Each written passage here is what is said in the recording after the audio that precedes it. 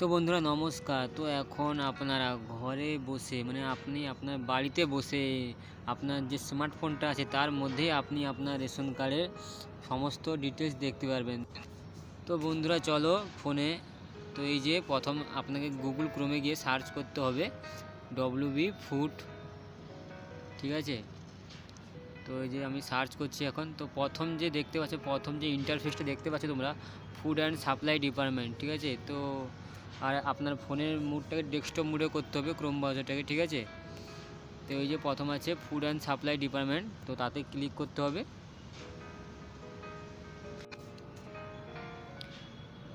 তো তারপর এই যে আছে apply for new ration card, তো তাতে ক্লিক করতে হবে। তো তারপরে যে দুটো এসেছে for new applicant, for exciting applicant, তো নিচেটাই ক্লিক করতে হবে। তো তারপর আপনাদের যে মোবাইল নাম্বারটা রেজিস্টার আছে, তো সেই মোবাইল নাম্বারটা আপনাদের এখানে এন্টার করতে হবে। তো আমি এখন তাড়াতাড়ি আমার মোবাইল নাম্বারটা দিয়ে দিচ্ছি। আমার এখন মোবাইল নাম্বারটা দেওয়া হয়ে গেছে। তো তারপর গেট ওটিপি অপশানে ক্লিক করতে হবে।